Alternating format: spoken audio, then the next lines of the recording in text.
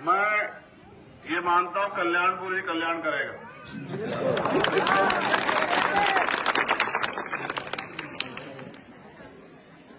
बहुजन समाज में जन्मे सभी संतों गुरुओं महापुरुषों को नमन करते हुए एक महापुरुष जिन्होंने वोट का अधिकार दिलाया, और कैसे दिलाया, इस दिलाने की लड़ाई में उनके 4 बच्चे चले गए, पत्नी भी चली गई,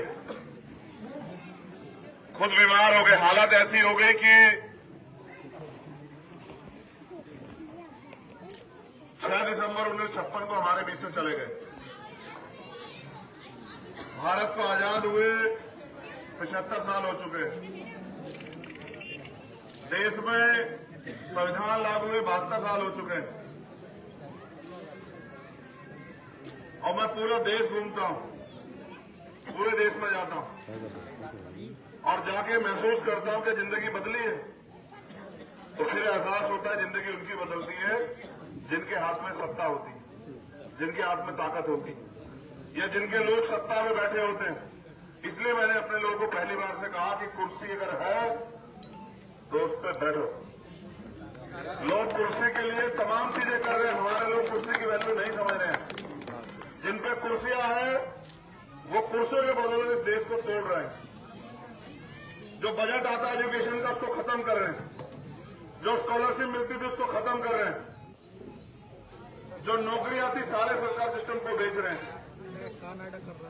अन्याय अत्याचार हो रहा है, मुकदमे नहीं लिखे जा रहे हैं, मुकदमे लिखवा दे रही है भीम आर्मी के लोग, संघर्ष करके गिरफ्तारी नहीं हो रही।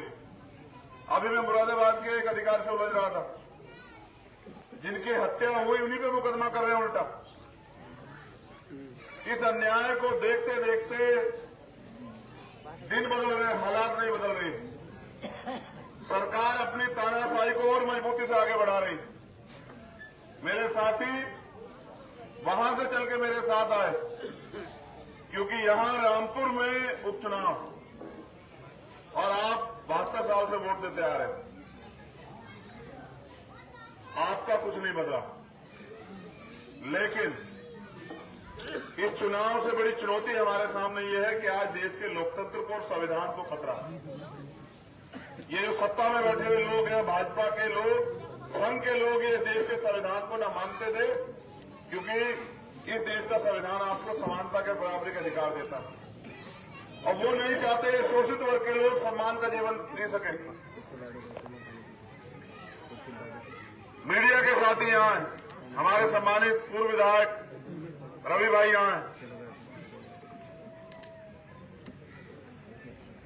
गैर बराबरी किस्मत से नहीं, षड्यंत्र से बनाई गई। उसके पीछे एक कारण, अगर गैर बराबरी खत्म हो जाएगी तो जिन लोगों पर अन्याय अत्याचार जाए, जिनका शोषण किया जाता है, वो बंद हो जाएगा। और ये गैर बराबरी खत्म करने के लिए आया था संविधान, लेकिन मात्र एक किताब बन के रहेगा, क्योंकि बाबा साहब अम्बेडकर को इस बात का डर था। उन्होंने जाहिर भी किया कि संविधान चाहे कितना भी अच्छा क्यों ना हो, चलाने वाले हाथ अच्छे नहीं होंगे, उनकी नीयत अच्छी नहीं होगी, उनकी नीति अच्छी नहीं होगी, तो संविधान का कोई फायदा नहीं होगा। हमारे लोग यहाँ बैठे, बताओ आपके यहाँ से कितने लोग नौकरी लगे सरकार में, बताओ। थोड़ी बहुत अगर आगे बढ़ने का काम हो रहा था, जो आरक्षित कोटे से जो नौकरियां लग रही थी, इन्होंने सारा सरकार सिस्टम बर्बाद कर दिया। पैसे वाले लोग आगे बढ़ रहे हैं। पहले भर्ती नहीं आती, भर्ती आती है तो घोटाला हो जाता, पेपर लीक हो जाता है। फिर अगर थोड़ा बहुत कुछ मजबूरी में करना पड़ा तो आरक्षण में घोटाला हो जाता है। मजदूर किसान परेशान है, आमदनी का कोई जरिया नहीं, और सरकार के लोग, उनके कुत्ते भी घी खा रहे हैं और एसी में सो रहे हैं, और हमारे लोग बिना छत के सो रहे हैं। चुनाव चला जाएगा 4 दिन बाद, लेकिन बाबा साहब अम्बेडकर को मानने वाले लोगों के कंधे पर जिम्मेदारी है कि ये जो लोकतंत्र की उम्मीद है कि कभी कमजोर लोगों का विराज आएगा, ये खत्म नहीं होनी चाहिए।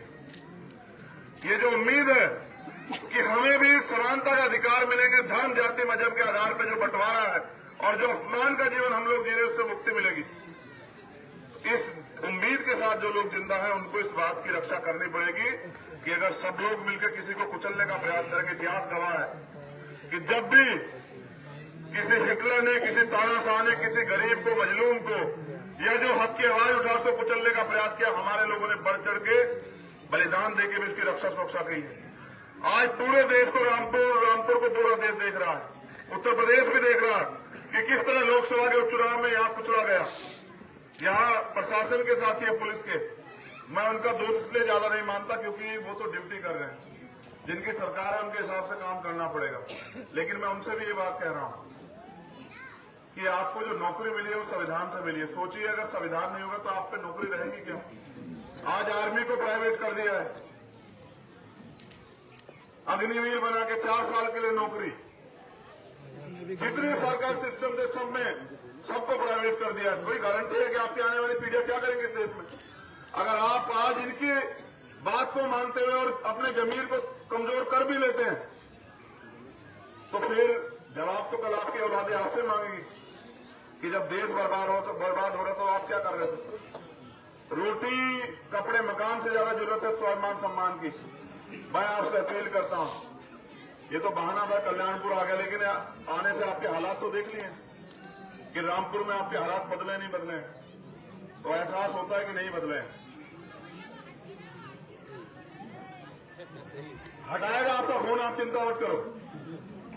ये जो अन्याय है ना, इसकी सारी जगह काटेंगे हम लोग। आप कौन देखती है? इनसे पूछो जो मेरी बहनें देखती है मेरे काम को। बताओ क्या तुम्हें मेरे ऊपर भरोसा है या नहीं? बताओ। पूरा भरोसा है। लगता है मेरे होते अन्याय हो सकता है? बताओ। तो याद रखो, अभी तो मैं इस फर्ज को अदा करने के लिए आया कि आजम भाई को सताया जा रहा है और मैं उनके साथ खड़ा हूं। और मैं आपसे अपील करता हूं, रामपुर शहर के लोग अगर डरेंगे भी तो आप मत डरना, आप ठोक के वोट देना और इतनी मजबूती से वोट देना कि ईवीएम का बटन यहां धस जाए, इनको नई ईवीएम लगानी पड़े। ये एक बात जो आपसे जरूर कहनी, नौजवान यहाँ है, ये पैसे लेके आएंगे आपके पास और ये भी कहेंगे कि भाई अगर हमारे खिलाफ जाओगे तो देखना मुकदमे कर देंगे। हम आजादी के परवाने, इनके मुकदमों से नहीं डरते हैं। और एक दिन का पैसा आपकी जिंदगी नहीं बदलेगा अगले 5 साल, जो आने वाले 4 साल अभी आप देखोगे। क्योंकि अगर आसिफ रजा विधायक बन जाएंगे तो मेरे अंदर हिम्मत होगी कहने की कि कल्याणपुर में इस काम की जरूरत है, करवाओ। इनका विधायक मेरे का ऐसे काम नहीं करेगा, वो तो मुझे और आंखें दिखाएगा, तो उसकी तो आंखें देख लूंगा मैं, लेकिन अगर आपके साथ अन्याय होगा तो वो आंखें नहीं देख पाऊंगा। इसलिए कह रहा हूं, आसिफ रजा पे तो मेरा जोर है ये कहने का कि भाई मेरे उस गांव में ये काम होना चाहिए, चाहे बारात घर का हो, चाहे स्कूल का हो, हॉस्पिटल का हो, सड़क का हो, बुद्ध विहार का हो, अम्बेडकर भवन का हो, रविदास मंदिर का हो, कोई काम हो मैं कह सकता हूं, वाल्मीकि मंदिर का काम हो कह सकता हूं, क्योंकि उसकी कलम में ताकत चली जाएगी अगर वो विधायक बन जाएंगे। लोकसभा में वो चूक गए, मैं नहीं आ पाया, लेकिन विधानसभा में नहीं चूकने दूंगा। इसलिए आपसे अपील करने के लिए आया। आसिफ रजा नहीं लड़ रहे,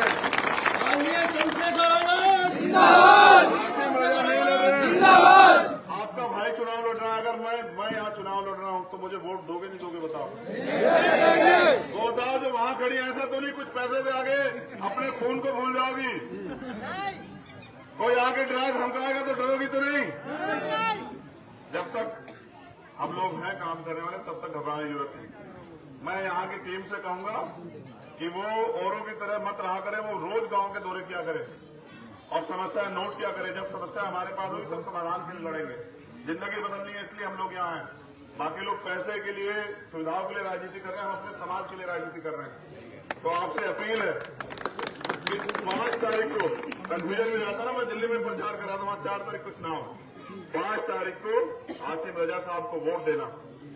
और चुनाव चिन्ह उनका साइकिल का है, कुछ और मत ढूंढते रहना वहां, कभी कुछ और ढूंढते रहो। इस बार वो निशान नहीं है, समझ।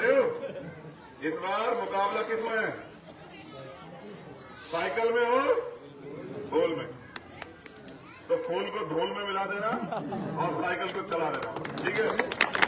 और एक वोट साइकिल को डाल के कल्याणपुर से आसिफ रजा साहब का कल्याण कर देना और ये संदेश दे देना कि अगर कोई मुल्क में या प्रदेश में हमारे बुनियादी मुद्दों से हटके हमें बांटने काम करेगा तो हम बटेंगे नहीं। जिस तरह से हम आजादी के लिए लड़े थे, हमारे महापुरुष देश बनाने के लिए लड़े थे, उस तरह से हम लड़ेंगे इस लड़ाई को।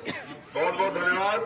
इस उम्मीद के साथ कि आप मेरे विश्वास को बना के रखोगे, मैं 5 तारीख को आपसे फिर इस उम्मीद को मजबूत चाहूंगा कि आप अपने वोट का सही प्रयोग करें। और जब 8 तारीख को रिजल्ट आए तो मेरी भी हिम्मत बढ़ जाए, कह सकूं कि कल्याणपुर वालों ने मुझे सम्मान देकर भेजा। मैं कल्याणपुर गया था, उन्होंने मेरी इज्जत रखी। रखोगे नहीं रखोगे बताओ? नहीं, हाथ कम उठ रहे हैं, दोनों हाथ उठा के बताओ तभी समझ जाएगा। जो बहन वहां दोनों हाथ नहीं उठाएगी उसकी वोट नहीं मानी जाएगी, साफ बात है। ये ऊपर वाले मेरे साथ है नहीं है जो वहां खड़े हैं, और जो इधर है वो जिनका नहीं है वो प्रचार करना, वो बताना दादी को, दादा को, माँ को, पिताजी को, नौजवान लोग इनको घर से लेके जाएं, वोटिंग परसेंटेज खूब कराएं। और जो नीला पटका पहनते हैं वो डरते नहीं, ये भी याद रखना। मौत एक बार आएगी, कहते हुए नहीं मरेंगे, अन्याय के खिलाफ लड़ते हुए मरेंगे। और कल आ जाए मौत, नहीं फर्क पड़ता, जो पैदा हुआ उसे मरना है।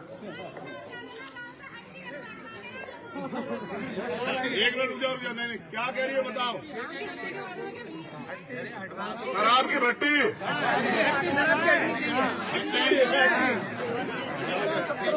सब मत बोलो, एक आदमी बता दो। शराब का ठेका, शराब का ठेका ये इसलिए खुलवा रखा है कि हमारे लोग पीते रहे और झगड़ा करते रहे। इनका इलाज करूंगा मैं, चिंता मत करो, कुछ दिन की बात है बस।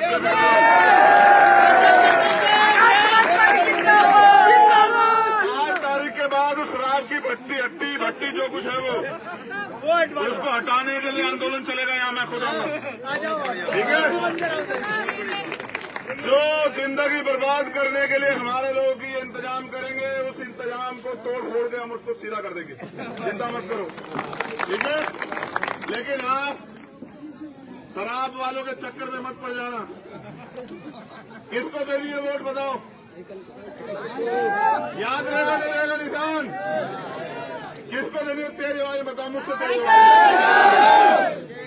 ऐसा तो नहीं चंद पैसे वाले मेरे संघर्ष को आपके आगे कमजोर कर देंगे? पक्का? तो फिर ठीक है, धन्यवाद। मैं भी किस दिन कहूँ मेरा समाज जिंदाबाद, ऐसे हालात पैदा कर दो। बहुत बहुत धन्यवाद। जय भीम, जय भारत।